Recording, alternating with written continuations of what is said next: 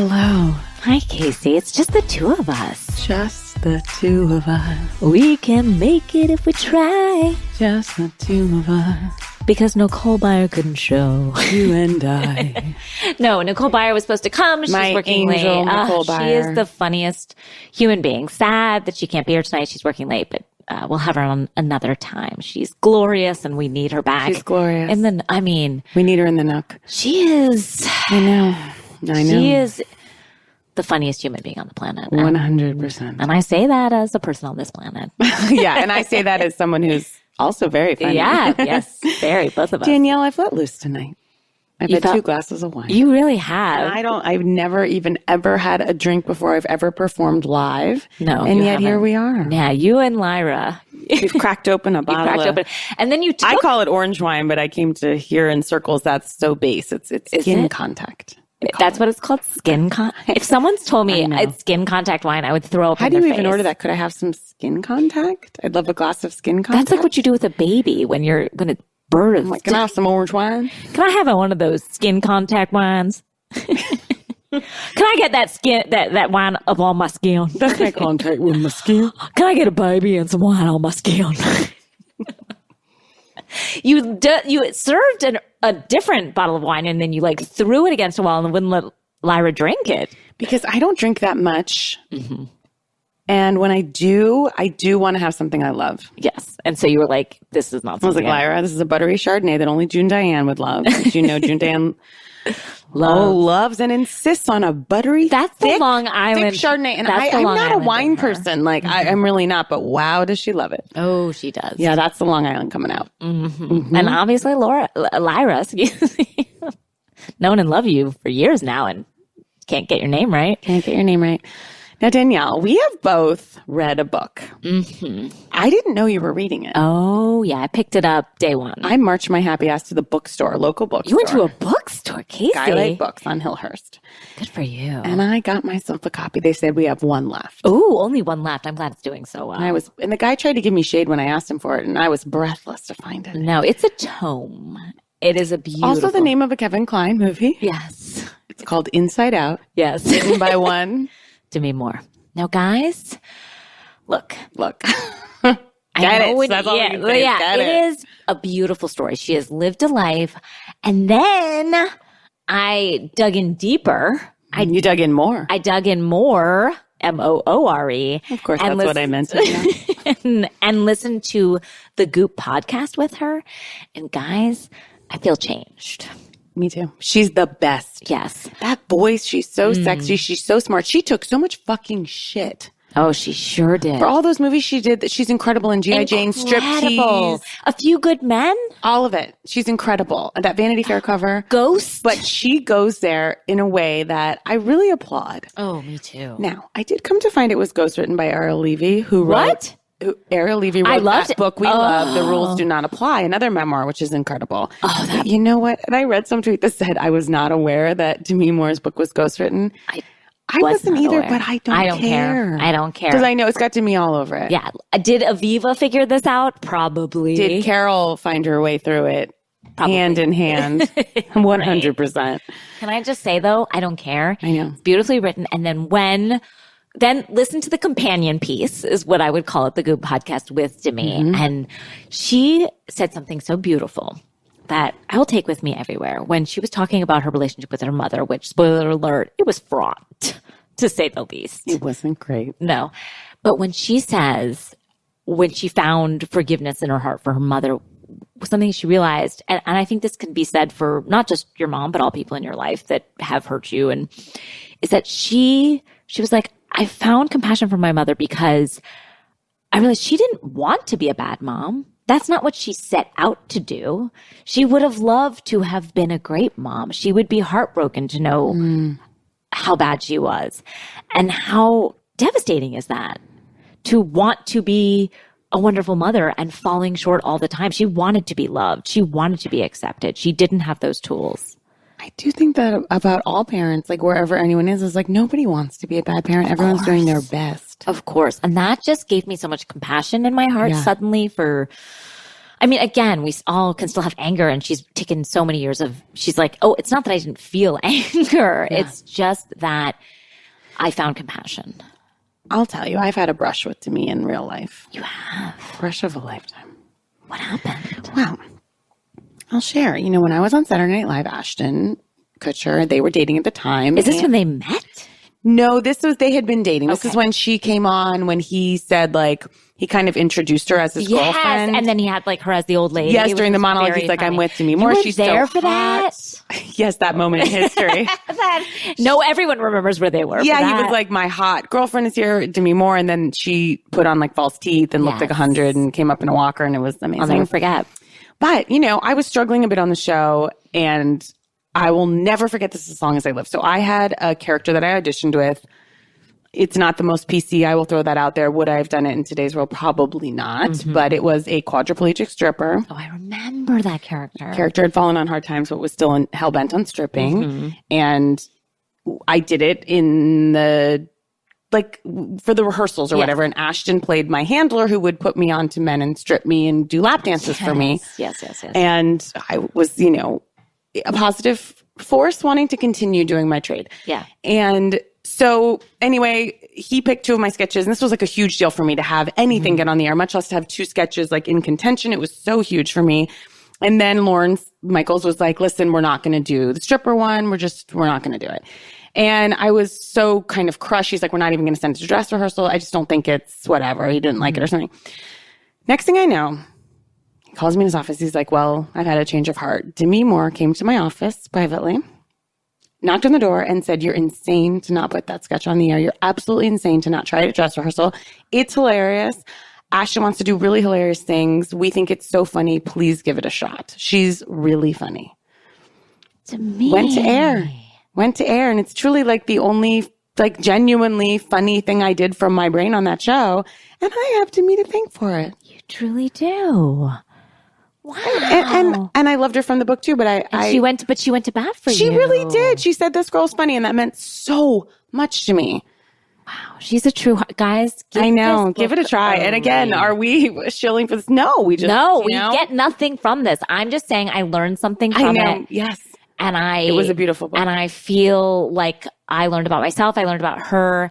I learned about forgiveness, and I'm trying to apply it to my own life. Oh, and another thing she said on the companion piece, the Good podcast. Which it's not an official companion. No, it's a companion. And again, we are shilling another podcast that does not know we exist on the planet. Right. But she says, when she's talking about forgiveness and like when people hurt you and get mad at you, she's like, you can't, it's not about you. When she even talks about when people cheat on you, she's like, you can't, as June Diane would say, take it on. You can't take it on. It's not about you. When you can take on our holiday ornaments that say you can't take that on. Great, beautiful, seamless transition. Guys, I transitioned the same way Demi Moore has transitioned from her life with Bruce, with Ashton, with Vanity Fair. With her daughters. With her daughters. Guys. Okay. Let's not go there. Let's not go there.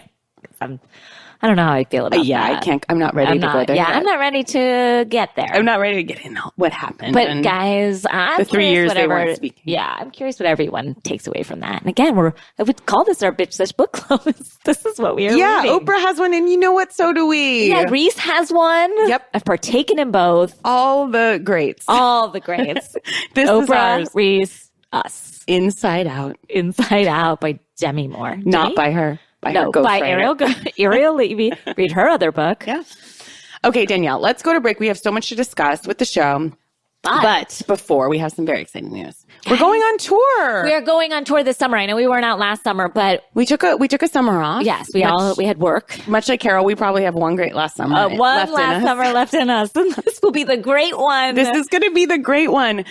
Tickets go on sale Friday morning. Friday morning. And the tour lasts from July 30th through August 8th. We are hitting up in this order: Philadelphia, Washington, D.C., Boston, Chicago, and Atlanta. Guys, we're coming all over and random. At times we're zip zapping Oh, across. the tour doesn't make sense geographically. No, it makes sense for our schedules. It makes sense for me to go on a preschool mom's trip in the middle. And it makes sense for me to go visit my parents in Florida at some point. That doesn't matter to you. If you're in that city, you'll be there. Yes, but we are so excited. We're coming on tour. We're coming to the cities that you love best. And we will post this all on our Instas and our Twitter. So look for us on social media. On Friday, we will put up the dates and the links. We're very excited. It's really beginning to look a lot like Christmas, Danielle. Yes. And also, don't forget our holiday ornaments. Our holiday. That transition did not go well. But we're coming, in case you didn't hear last week, we have an early show. We added a show in New York City. Town Hall, February 1st. And we added a guest to that show. Yes. It's at 5 p.m. Mr. Jerry O'Connell. Jerry O'Connell's in town on Broadway. And he's like, I'm going to stop by to your 5 o'clock show. And we're happy to have him. Happy to have him.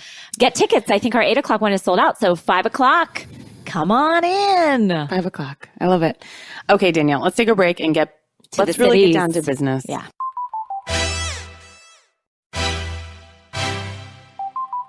We're back. We sure are. Oh, Danielle. Shall we start with New Jersey? Let's start with New Jersey. Yeah. Wow. We watched this one together tonight. Mm-hmm. I have to say, the biggest shock and surprise, shock and awe, is, guys, I love Jen. And I never, Casey, I said it first. You said it first. Did I take it from you? But you said it at the beginning of the evening and I said it at the end. And she really was fun and fresh and fancy free. I said she's dumb as bricks and she just likes to shoot the shit and have fun. And she does. And you know what? I've never found that so refreshing. In a world of Teresa's, I need a Jen. Jen is just like, she's so stupid. Yeah. Well, New Jersey, I believe, not the city of New Jersey. I mean, the state of New Jersey, excuse me. What I'm about to say is it's going to sound really dumb.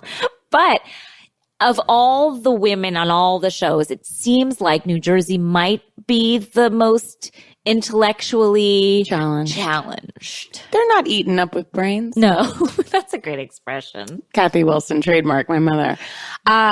Jen's impressions. Guys, she's better than Kyle on Beverly Hills. She's better than Daryl Hammond on SNL. She's better than I was. And we all know that from my earlier story. She needs Demi Moore in her corner. She has a tight 5. I'll tell you, she's up there with the best. And I obviously thought this would be the train wreck of a lifetime. She was funny. She was accurate. It wasn't mean. It was perfect. She genuinely morphed into those people. When she did Dolores. When she did, what's her name? Jackie. I know. Teresa. And she was getting their exact phrasings, like hitting on the most annoying part of every one of them. It was a shock to the system. As my grandma would say, it was uncanny. It was, I didn't see it coming miles away. No. Because I will say that one she had filmed of Jackie beforehand was not good. No, she was ready and she had transitions. It was amazing. It was beautiful. I know. I have done auditions with characters that have had so much less in them. And I consider myself a professional and now I need to go back to school from Jen. I know. She was great. It was the greatest thing that's happened on Jersey this season. I was laughing. So wait, we're not at the end of Jersey yet. No. We're at the end of OC. We're coming to an end and Dallas. Wow. And we've got Vanderpump coming up in January. I know. I'm excited for Vanderpump. Me too. We need something. I feel like these franchises aren't giving me what I need right now. No, Jersey. I mean, I just spoke to a girlfriend who's like, Jersey's giving me everything right now. And I found that shocking because my girlfriend, Erica. Okay. I had to know who. Yeah. I mean, she does live in Orange County. I don't know if that affects the way she views things, but I love her to death. She's basically my sister, but right. But she's made that choice. But she's made a choice to live there, and I don't know if that affects the way that she views the other franchise. Yeah, because when she said this to me, I said, "Really? Does she watch OC?" Yeah. She ran into Brianna one time in the grocery store there. She said she seemed nice. Great boot. Great boot on the ground. That's all we want. But also New Jersey, I don't care about Danielle Staub, but like. Either have her in or have her out, but her and Marty's, I don't know. I agree. And they're in Jamaica, and I'm just not getting what I want out of it. No. I don't need to see Frankie sit down with Dolores' real boyfriend. No, Chris. Although Chris is very handsome to me. Not to me. Okay. He doesn't do it for me. Again, when we say handsome, it's like you have to take the franchise and put it in perspective. You're seeing it through the lens of that franchise. You have to imagine that the world is made up of these franchises and no other human beings. Exactly. That's why in like Dallas, it's like, well, Travis, of course. Travis is like a hunk. Yeah. A hunk. He is a hunk of burning love.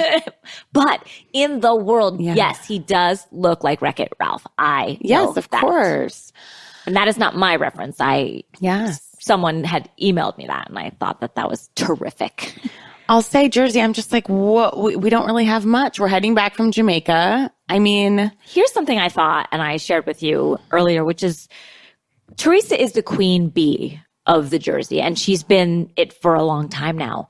But we've never had such a dumb queen bee before. Like, her head is made of rock. And she's not even like a galvanizer or a leader. Or charming. Or smart. No. So or it's manipulative. Like, what? No, she's not manipulative. And I'm not saying that's a good quality, but that usually is a quality of a queen bee, of someone that's pulling the strings. I know. And of that group, I guess I would think it would be Jackie, maybe. She's just not been around long enough, and Teresa held such a... But Teresa's like has a stranglehold on that group. What is it? Her violence? I don't know. Because she's not that anymore. But that is what... But I don't understand is it what her everyone story sees in looms so large, the legend of Joe?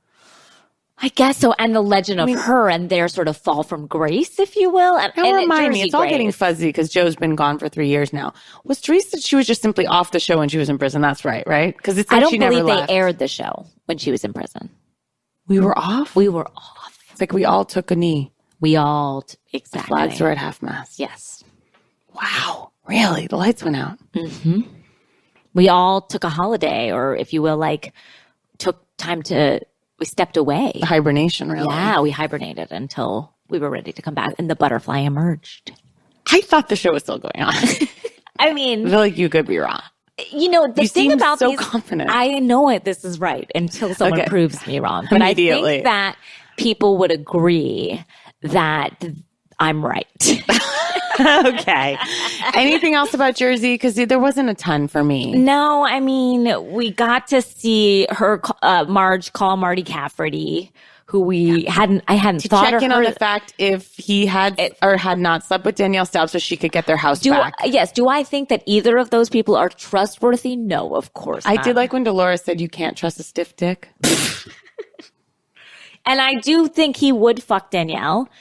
They're in the same house together. I mean, didn't we read somewhere that he was basically like using the system in the house, the nest to like fuck with her? He was like using to turn the heat so far up that she would like want to vacate. Like they're trying to do an exorcism. Now that would be queen bee behavior. Mm-hmm. That is something I could. Marty Cafferty could be the queen bee of this series. Danielle's basically like taken over Marty's house. Mm-hmm. She has to pay him $2 million to get out, and I agree. I think they slept together. Oh, I believe they have. And the fact that Margaret Josephs and Joe Beningo or whatever the hell her husband, Joe Bongo, her husband's name is, Joe Bongo? Are now friends with Marty. Man, they pushed into a pool not 10 months ago. Well, again, the timelines and all these shows are off. It is that they have become friends. Yeah. And I also believe that when they fucked, it was a hate fuck. Of course. I mean, they fucked and were like, I fucking hate you. Yeah. And then they climaxed and went their separate ways into the same house. All right. Should we talk about OC? Yes. Let's talk about OC. Okay. I hate wounded Tamara. When Kelly was apologizing to Tamara, the look on her face, and she's like, thank you. That really hurt. Mm-hmm. It's a role she relishes playing so much because she so rarely ever shuts the fuck up or is humble. Yeah. But when she does, she really laps it up. Yeah, and it's a performance, and you can feel the performance. That little, what would you call it, family therapy session with her two fucked up kids. Oh, God. Each one rough. More destroyed than the other. I know. It's like, Tamara, what have you wrought? David came in the room and he goes, who are those two? like no idea their relationship to each other or why they were both so awful. And I was like, Tamra sired those two. Oh, yeah. And the older one, Ryan, has so much anger towards the younger because of privilege that he did not grow up with. And that is not this child's fault. It's hard. It's baggage that shouldn't be directed at him, yet that little fuck is also not great. No, he's not. But he's also 18. No, I know I'm being harsh. No, I apologize. I'm not saying that you're being harsh. I'm just saying what Ryan should recognize is that this child is 10 years his junior. And instead of being angry with there is just like resentments. He's like, wow, I got my mom when she was 18 and I wish I got her when she was like, yes. And this kid had all this money from Simon, who worked at Fletcher Jones Mercedes. Yeah. So there was all that Fletcher Jones money coming in. Yeah, that Fletcher Jones money. That Fletcher Jones cash. Kashish. But I think if I were Tamra, she's grown and yet not at all. She is a woman that should be off this show. For the sake of her family in every single way. Never going to happen. I know, but she can't. Now, Kelly Dodd. So, oh God, Kelly is so troubled. There's nothing new to say. Her breasts are enormous. She's as troubled as can be. I love that she always owns it, but she's truly crazy. Oh, yeah. She's so nasty. And yet, when she and Emily went and sat on that piece of driftwood for anger management, a piece of driftwood together, and I felt poor Emily was like, I need to go to anger management too, because I snap at my husband. It's like, your husband's a monster. Yeah. She's literally taking anger management classes to tamp down her rage at a man that is terrible. Terrible. But I think the headline for Emily is that she once dated and went on jet skis with a drug dealer. And we cannot ignore that. We can't ignore it. Because I realized, Emily, when you date someone that's like so egregious, you just swing the opposite. Yes. Emily has not yet swung to the middle. No. The next guy will be the middle, and that'll be her guy. It's always the third guy. She has what people I've known to call a bad picker. Like she can't. Here's what I love about Emily. Every scene you'll notice, like in the background, she's always like, can we eat? I love it. She's just always like, when's dinner? Can we go back to the pool and can we get food? That's how I feel most of the time. I am too. That's why I'm saying I identify it as like, okay, great. Like the rest of the girls are like, woo, we've got like cute scars on. She's like, where's lunch? No, they don't eat on camera. Emily ain't afraid. No, and she's got a beautiful figure. And Emily, though, I'm going to be honest. She's in the most denial about her situation of any of these people. Because she's not a party planner. She's not a lawyer. She's taking money from Shane's parents. She's not a party planner, but she's not a lawyer. She might have passed the bar, unlike Shane. But she ain't practicing. She's no party planner. Oh, she can't even plan a vacation to Vegas where her husband shows up. Well, he did show up in the end. He's such a piece of shit. He's a piece of shit. Now, Gina. What's happened to Gina's face? Someone tell me, why is no one reaching out? Just to me, no tagging. I know I'm nasty because of this orange wine, but I'm truly wondering. So I got my eyes fully on Gina's body. It looks terrific. This is no body shaming here. This is face shaming. I need someone to do the facial math for me. Of what she did in terms of like Botox. Yes. What's happening? It's not Botox. We're so far beyond that, Danielle. She has a different facial structure. Do the math. Someone tell me what's happening. Well, also in the I want to say I'm forgetting words tonight. It's not great, guys. Something's happening in my brain. I don't have my words. But in the testimonials, it's like all of them. That's when they do their best work, is in the testimonials. And sometimes they make big swings, and those swings fall apart. I understand. But there's a testimonial look where it looks like Emily didn't even do her makeup. Yes, it does. And a shock. I can only say yes. I didn't want to say it. Oh, Lord. Look what the cat dragged in. A drunk husband. Is he drunk? I can feel you are. So am I. I am. The two of you, we're surrounded. Hello, loyal listeners. That's scary. It does look like there's no makeup, and I know I'm being nasty, and I'm happy to take my knocks on this one. Yeah, well, people, it's okay. Look, we're a little. I'm nasties. not wearing makeup now. I don't have a stitch on. But I'm not on television. No, I'm not either. Though I got my hair done for a school interview. When I was doing Hot Wives of Vegas, and if you go on Hulu and see it, you will see that. And buy our ornaments. And buy our ornaments. Great transition. Again, seamless, Casey, constantly. But that was the season where we were, we were just kind of deep in it, and we were writing and producing, and we were doing a lot. We were wearing many hats. The first season, though, for some reason was calmer. And the second season, though, there was always like a makeup artist around, and I'd just be like, no, not right now. And you can see it. Not right now is not a phrase to ever use to a makeup. I know. And I kept saying, you know what? Not right now. Yeah. And it's shocking the amount of makeup I needed in the second season. And you can see that it was not done justice. And I don't blame the makeup artist. You looked beautiful. Guys, you see everything. And it's my fault. I said not right now. Because you were wearing too many hats, but you looked beautiful. But in the first season, I knew I needed to look good. And the second season, I don't know. Fell away. And maybe that's Gina. Because in the first season, she looked great. And in the second one, it fell not right now. Away. Not right now. And guess what? But when, Gina, when? When you were on camera, right now, and never step away from me is what you need to be saying to the makeup artist. Right now and keep eyes on me all the time. Yeah. Keep a powder brush in your hand and don't let it leave my sight. I'm afraid we need more than brushes. I'm not proud of my behavior tonight. Look, Gina's just a mess. Bronwyn's a mess. Bronwyn. Vicky's a mess. Vicky is the worst human being on the planet. Yeah. I love in the like they're coming up, with the reunions coming up, and Vicky's like, "It's my show," and Bronwyn's like, "It is not your show." And it's like we can't deny that Vicky has been demoted. We have, but I did like the sparkle hats Vicky pulled out for everyone. Those were great, and Kelly took it, but then was like, "I'm not a hat person. I don't do groups." It's like we've never seen you in more hats. I did like when Tamara was like, listen, Kelly needs more than one day of anger management. Shannon was basically like, I'm in therapy every single day. She needs lots of days of anger management. A lot. Now, here's another thing that bothers me about the OC women. They are never prouder than when they are saying how much they don't know about something. Like they are so happy that they don't know who Ernest Hemingway is. So happy. Like, yeah, I know him. Yeah, who's he? Is he still alive? Like they're so proud of it. Like again, know him, don't know him. I don't care. It doesn't make you smarter or not smarter. But to then not say like, oh, I wonder, and like look it up, care about,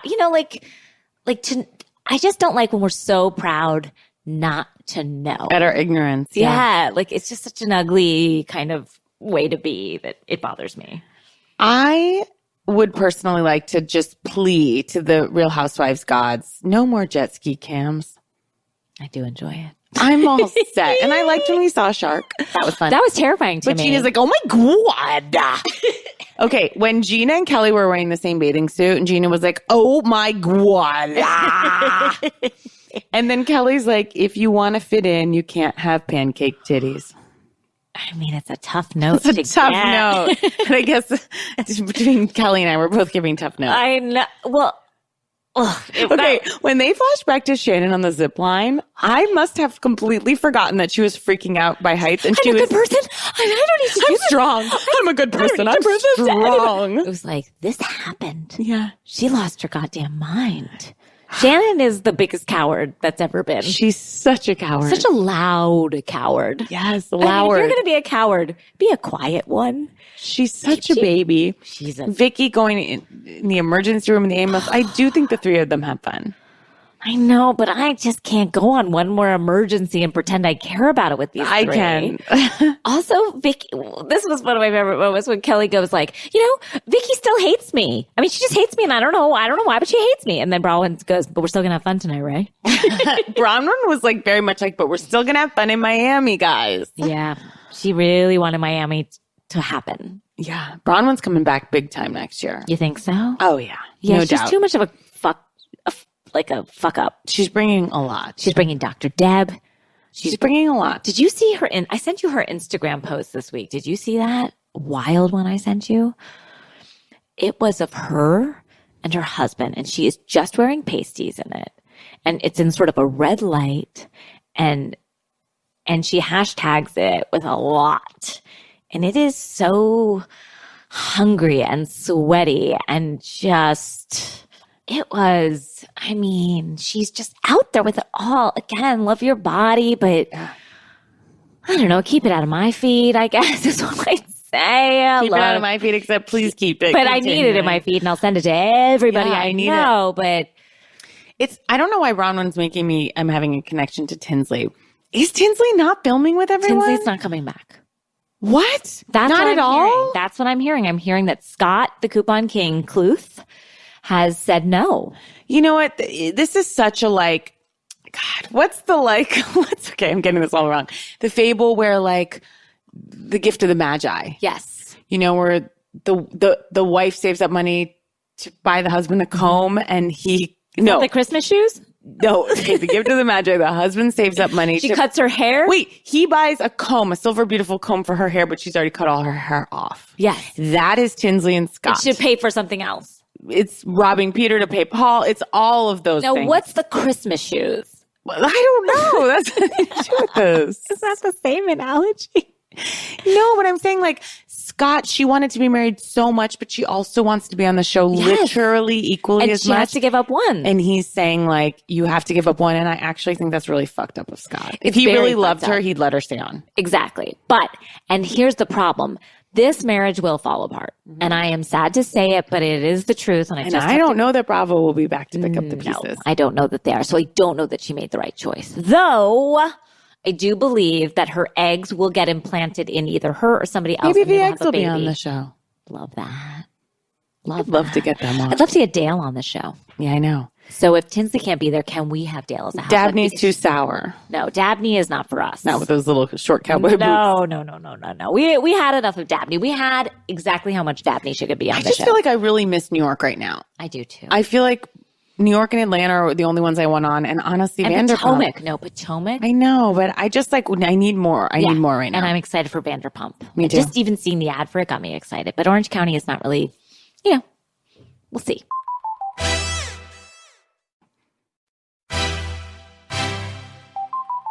We're back. Should we talk Atlanta?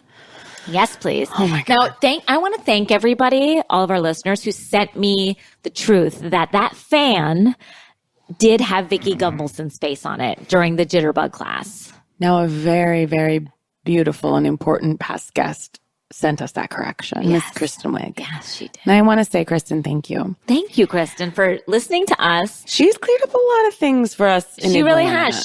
She's on top of the house. Of course, there was the singer we did not notice in Nini's foyer.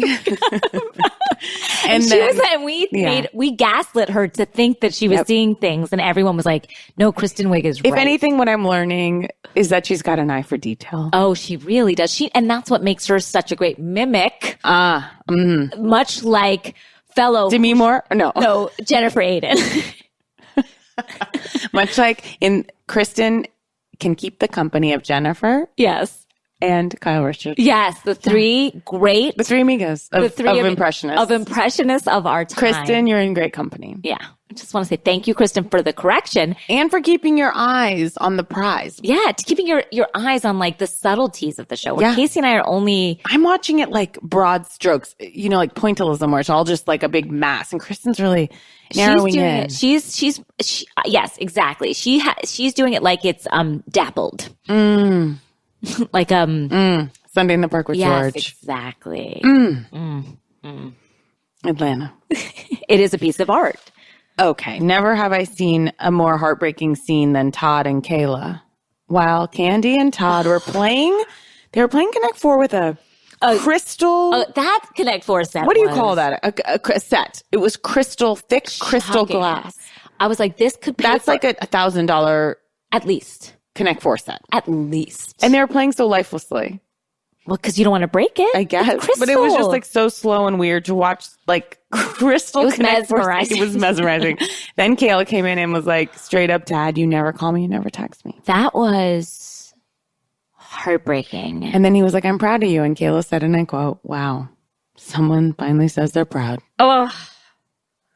That was really hard to watch, yeah. And then to your dad, who never calls and never texts you, and then he's having 2 more kids. That's tough. That's really a hard thing for a kid to take. I mean, she's an adult, but still. Now, here's something that I find disappointing. Because they're like, we're going to Carnival in Toronto. 100%. I had to rewind it. I was like, this is surely like Toronto somewhere else. Like, no, I'm not hearing this right. I thought we were going to Carnival in Toronto, which was just a shock to the system. And maybe it is an amazing carnival and I just don't know it. But I thought we were going to sort of a West Indies type of carnival, which I was very excited about. But, to go to Canada never feels like a win in that way, like a huge vacation. Of course, I love Canada. I've been to Toronto and it's beautiful. Yeah, it's just fine. But it's not like when you're like, it's like we want to be going somewhere extravagant and somewhere that feels like a real escape. Why is Tanya teeing up our vacations? I've never seen a side character tee up vacations. You don't see Carrie Duber being like, time to go to Tokyo. No, she's not on that trip. No, it's strange. And you never saw Dana Wilkie being like, hey guys, we're going to Iceland. Okay, I loved when Portia was so excited about the trip that she broke out twerking. Absolutely hilarious. And then she goes, until I get to go with Rihanna, Tanya in Toronto will have to do. That's how I felt. I know. I was like, I just love the conversations in Atlanta. Portia said, who's going to Marlo's wig launch? Marlo's wig launch. Now, guys, it was exactly as I pictured it to be. In the sense, it was a little janky. Beyond janky. It was the middle of the day. Okay. I felt like Cynthia said it best when she said, I'm not sure specifically a wig line is in Marlo's wheelhouse. No. No, I should say no. It was a wild party that I didn't see coming in the sense that, but I did. Like everything that happened, I knew was going to happen, except. I thought the wigs were cute. Yes. But when Kenya came in with a marching band to promote More Edge's follicle stimulator, which has great reviews on Amazon. It does it. I spent a lot of time on those 16 reviews today, but they're all great. They're all great. Only one negative. That's good. 1 out of 16. More Edges. M-O-O-R-E, of course. And it's a great name. I mean, she knows how to market. This woman, when she came in with a marching band, see, what I'll give Kenya, it's like, I know you said last week, like her bringing the baby doll that was given to her by Eva, like all of that is just, but at least it's something fun. Well, she's a producer. Yeah. She is a producer. We saw her pilot. Yeah, we saw her pilot. I thought it was pretty good. I've said that. Yeah. But she's constantly producing. Does it feel produced? It does, but at least it's like pomp and circumstance. When she came out with her more Edges like on a platter, people did seem very excited to take it.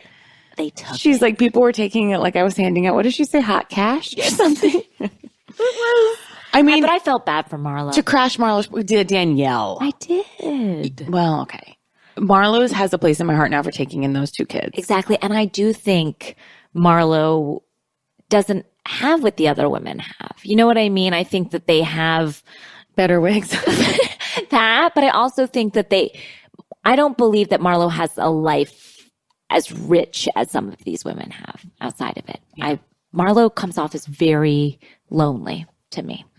Well, and I thought that was fucked up. So we saw Nene a lot this episode, who had me howling about the brass band that Kenya brought. She's like, honey, you had 2 people in that band. And she was holding up her fingers going, a 2-person band, which was a bit sad. Yes. It's like Kenya's going to do all this work, but she's not going to pay for more than No. 2. It's going to be a bargain basement price for what she's getting. But when Nene left, I love Ivana of all people running after the car, that mess of a human. And Nene runs like basically right by her. Nene's like, I'm not stopping for you. No, and I love, she's like, stay, do this for Marlo.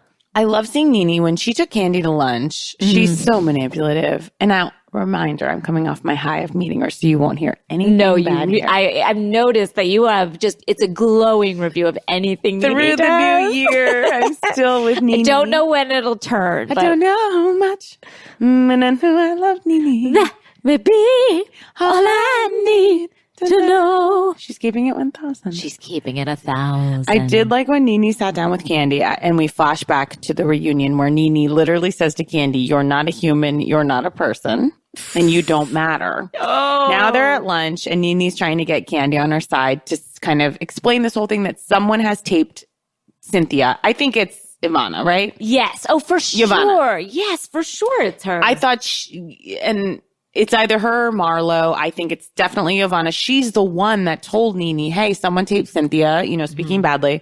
But I really like what Nene says to Candy. I'm seeing a life coach now. And you know what? She just finally said, just do you, Nene. It's all about you. Don't worry about anyone else. It's like, Nene, that's been your life's what she's motto been doing forever. She's never had a problem with that part. Never, ever, ever. Now, I like when she said to Candy, they were talking about Dennis when they were talking about Portia and Dennis. And she was like, no, is he into bestiality? Like, what's going on? And she said, he's got to check into PetSmart.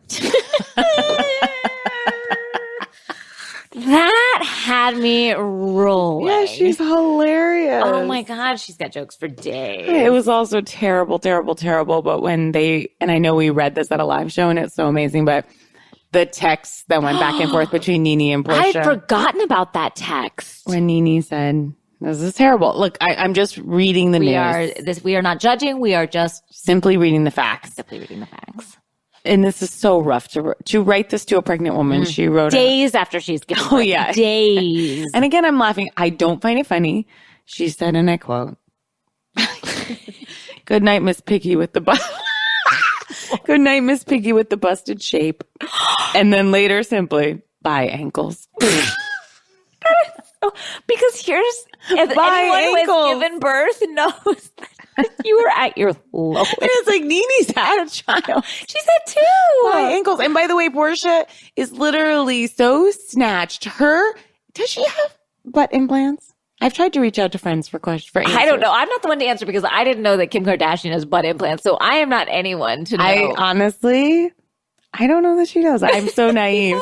Okay, but Khloe Kardashian, too. Have you looked at Khloe yes, and pre and post? No, but her butt is a shelf. It is as big as this wood table, and yet I'm still like, that's natural. When I said that on this podcast, people were screaming at me like, are you out of your mind? Of course it's an implant. I see what I see, and I take it at face value. And again, that's why it's like, and I take these shows at face value. I'm like, they are real.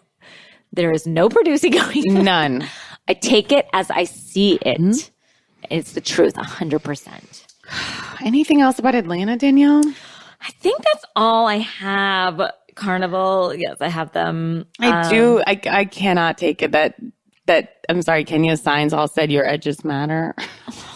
And then this was really funny when Portia was saying that she was upset that Kenya came in and ruined Marlo's party. And she said, yes, your edges matters, but today I do not agree with you coming in, but tomorrow my edges do matter and I'll be using the product. I love them so much. And how dare Kenya say of Marlo, she bald.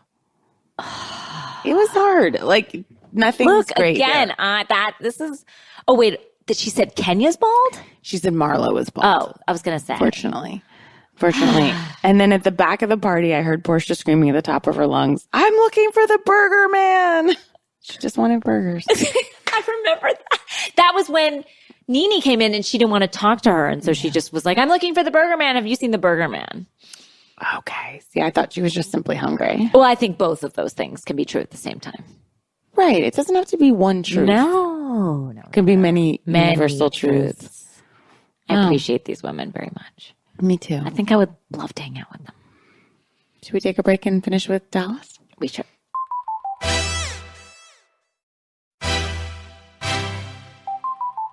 We're back with Dallas. Guys, wow. If you're not watching Dallas, you should have watched Dallas this last one. Now. This last one, of all the 4 episodes, this was my favorite. Yeah, because we are seeing Cameron trying to come to truth about Leanne. And we are all seeing that Leanne is so damaged. And we've known, but that she cannot get out of her own way. And ultimately, every friendship she have will fail. Every relationship she have will fail because of her fear of being left, because she needs to own every single person and everyone else, it's them against the world, or she will feel destroyed.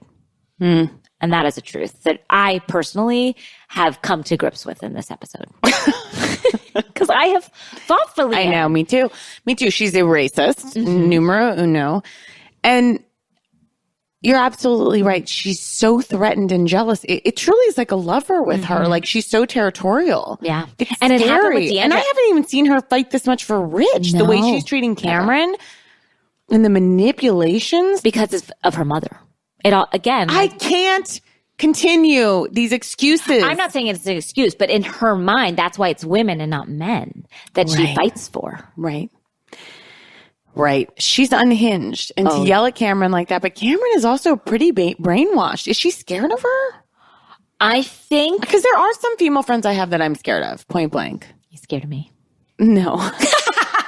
No, because you're so friendly. Maybe you should be scared of me. Maybe. Are you scared of me? A little bit. Oh, God, I'm so sorry. I'm kidding. Oh, God. No, I'm kidding. I'm not scared of you. Look, I think Cameron does seem a bit scared of her, as I would be, but I also think for some reason, they really connected. Yeah, they really have. And I do think Cameron views her as a true friend. And Cameron's like an ugly duckling. And she's not ugly at all. I don't mean it like that, but she's kind of like awkward. She's an awkward person. Yes. And she, I think she doesn't like to see someone's true colors sometimes, especially when she's invested all this time in this person. She's actually, what I've noticed about Cameron is she's a very nice person. Yeah. Well, we saw it tonight in a move we have never seen on the Housewives. Ever. Guys, this was a Housewives first. We have been watching this should have been breaking for news. 10 years. 10 plus. And 10 plus. I've never seen this move. Ever. Now, we all know that Leanne has many times said racist things about Carrie. Terrible racist She called things. Carrie a chirpy Mexican. And She's always like... just saying the worst things possible. Horrible, horrible things. And saying other things as well, but that being the top worst thing you can do. And the girls said straight up to Cameron, has she ever said anything bad about Carrie? Now, first Cameron does, and then I will let you say what she did. But first she does an acting job worthy where she looks up to the heavens and goes, And then I think, she's just said kind of, you didn't maybe like her when you first met. We cut to testimonial, to which Cameron says, it wasn't the place or the time. It wasn't the time. We would have had a terrible trip if I told them the truth. And when have we ever had a housewife not say exactly what has been said to them to sell the other housewife out? To their face. She had the perfect opportunity, and she literally and she could have blown everything up. In any other series, they would have blown it all because, Carrie would have fucking lost her mind, as she should have. As any of us would have. She put the trip. All the girls are like, we just want to have a nice trip, but of course they want to have a terrible trip. None of them put the trip in front. They want to have a terrible trip, but yet Cameron was like, it would have ruined our trip. I've never seen that move. That's where I think she's a nice person. Yeah. Now, in upcoming episodes that are coming up, and first of all, when they kept cutting back at Leanne screaming at her, it was crazy. Yes. Leanne is fucking crazy, and I like what Cameron said is like, she's not like a dog who will growl at you before she'll tear your head off. There's no warning. No, it just comes out of the blue. Like, Leanne is fucking scary. Like, sidebar conversation to Deandra. She's like, why don't we just go up on the roof and like have She's this like, out? you've already pushed me. It's fucking scary. And look, do I still hate Deandra? Yes. But I am starting to now I know, me too. That, because I blame Deandra mostly for their relationship falling out and that she wanted to hang out with the cool girls. And now I'm seeing no, she got mad when Deandra was starting to hang out with Brandy. Yes. And then I'm turning on Leanne. I'm turning on Leanne, guys. Now, here's where I'm not turning on Leanne. What? The greatest performance that we've ever seen as a part of a motion picture or television show. My God. I put it in my Instagram story. It is so amazing. Please watch this. They're at the table. It's just Leanne and Stephanie and Cameron. And Stephanie's like, most awkward dinner ever. And Cameron's like, tell us the truth, Leanne. Did you feel like we were ganging up on you? Cut to Leanne. There's no way to truly describe this, what she did. Such a martyring. A waiter comes over and hands her something and she looks down and she's starting to cry and she whispers like, thank you, and prays her hands to him. She uses... she bows. She bows. And says, thank you. It was transcendent. She's such a fucking baby murder manipulator. And then she shut the weird closet door on the room door on camera. But it's hard to yell with a door. It's hard to yell with a sliding door. You can't slam the door, so you just have to slide it. In Cameron's face. Anticlimactic. Couldn't you feel the toxicity of that room just through the screen with Cameron? I like Cameron. Me too. Oh, here's what I was going to say. So on the, next week's episodes, it all is coming out that Leanne's a racist. And here's what I think happened, to be honest. I think Cameron thought Leanne was being horrible and being rude, but I'm not so sure she, in her mind, because this is, these women, I don't know what they know or feel, let's be honest. I think Cameron thought this is awful, but she goes home to her husband. I'm not just trying to say the husband understood, but this is what I believe happened. She told him what Leanne said about calling her a chirping Mexican. Her husband's like, are you fucking insane? She's racist. And now Cameron's turning. Well, she does say at one point, but this is in the testimonial afterwards, so her husband might have gotten to her. She goes, you can't put a adjective in front of a race. You can't do that. But at the time, Cameron's nodding, not in a way that's totally co-signing, but in a way that's like, Leanne. Yeah, but then she's like, and she keeps doing and that's what's so fucked up. She's done it now about 10 times. A lot of times. And it's so nasty and it's so gross. Leanne's going to take a fucking beating. As she should. She should learn from this. She should. And she's like... She comes off like she's always been a kind of a psychopath, but now I never thought... I thought she was... Yes, I thought she was like an ally and she's a friend to all, the LGBTQ community. Yes, and people that have felt left out or been sort of looked down upon by, kind of like the rich white people. I felt like so that she would understand what it's like. But now that to come like that and so strong... When they flash back, we didn't really do this justice with her on the bus with the elephants. When they flash back and Brandy was like, Leanne, you do make everything about you. Like when we all went and saw those elephants and then we were on the bus on the way back and Leanne's like, you know what? Those elephants, when you ride them, they become broken like I was broken in my childhood. It is. Relentless. You know what? Can we just talk about elephants? Can we just talk about the goddamn elephants right now, Leanne? Not about I like when Cameron was going, Leanne's childhood. She's like, and I know you guys are going to hate that I say this. Basically and I know you're going to hate that I'm defending Leanne. We are, because even I'm sick of her defending Leanne. Leanne is indefensible right now. And that's Leanne's problem too. Because just when she gets them all on her side, like when everyone was against Deandra. She had all of them. She had with the dress? Yes. Because Deandra, that was mean. And it was shitty. And Carrie. Carrie and her were shitty to come do that. She had Brandy sticking up for her and saying, guys, that's not cool. You ganged up on her. And then she can't keep that. She has to turn it. She is toxic. 100%. And what in the fuck was that hat Travis was wearing? That Gucci hat with that large B on it. He was wearing it as a joke at his over the hill party. I don't think it was a joke. Because he was playing a douchebag. But he is a douchebag. He's really wearing it, yeah. Although he and Stephanie have a palpable chemistry. You did say that. When they held hands, you felt an electric shock. I did. It's palpable. They do. He's an animal. Oh, yeah. They do talk about having butt sex a lot.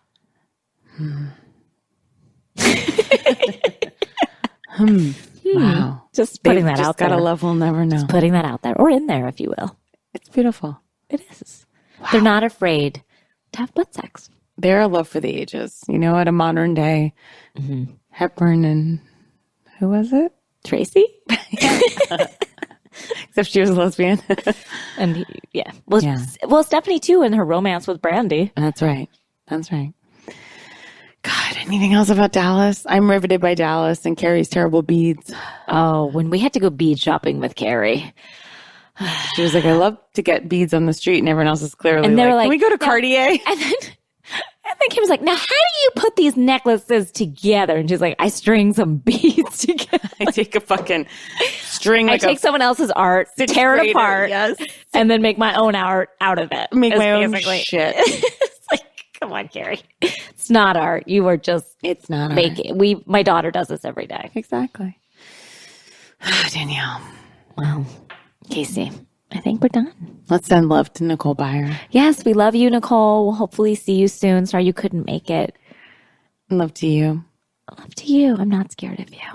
Thank you. And I know some people are. Well, And I'm working on it. And I'd like more people to be scared of me. You should be. And that's a great goal for both of us for the new year. I'm going to fuck some shit up. and I'm going to take some stuff down. I want to apologize for the comments that I made about Gina's appearance. Why? I'm just asking to get to the bottom of it. Okay. It's not a judgment as so much as it's a fact-finding mission. A fact-finding I had to go to a preschool event for my son, and we split up a paper into 3 categories. One was, I see. When you state something, you see. You have to do this? Well, this is what the kids are doing, and they urge us to do, to give it a try. You see. I see something. The next column is, I think. This is what I think I'm seeing. And the next column was, I wonder. And that's, wild. I'm seeing and I'm thinking and I'm wondering about Gina, and I don't have answers. I see, I think, I wonder. Someone help. Maybe Max, your son Maxwell? Someone help. No one will help. Oh, find us. Help us. On this fact-finding mission. Like the way that Kristen Wiig has the answer. Please, anyone. Lyra, thank you. Thank you, Lyra. And also, guys, don't forget, we're coming to your towns this summer. Very we'll put exciting. it up on Instagram. Tickets are Friday. Tickets will be up. And also, bonus sessions. We're going to release a free one. Yes. Next week. And so all of our bonus sessions are available on Stitcher Premium, but we have a free one next week. For Christmas, a little Christmas Hanukkah present, guys. And it's going to be Heidi Rose Robbins, our astrologer. We're releasing that one for free. And in our regular feed. I don't think she's ever been in our regular feed before. So those of you who haven't heard her magic, I think can experience it for yourselves. She's incredible. She's got a lot to say about all of our signs. Oh, yes. And we've got so many 17 other amazing sit downs that we have with great people on Stitcher Premium. Yeah. So do yourself a favor and you get it free, the rest of it free for a month with you use the code Housewives when you go to Stitcher Premium. So you can listen to them all. Danielle, I feel like we plugged a lot today of ourselves, and we're going to take it down in the new year. But you know what? I'm not. 'Tis the I told you I'm fucking shit up. I'm okay. I'm going to take the plugging down. Fuck you all. Be afraid of me, bitches. Did that feel right? Did that feel okay? Good. It felt forced. Okay. You mean like Kenya? Did I come in with the 2-piece marching band? Oh. We have one more episode before the new year. Yeah, next week with Alex Sulkin. He's back. Oh, I'm excited for him. He's the best. It's going to be really something. He has always a lot of hot takes. He told me, I know he said, but he said that. What? He said a certain housewife's testimonial looks were mustn't see TV. I love it. Can't wait for more. All right. Thanks, Earwolf. Thanks, everyone. Thanks for listening. Thanks, guys. Bye. Bye.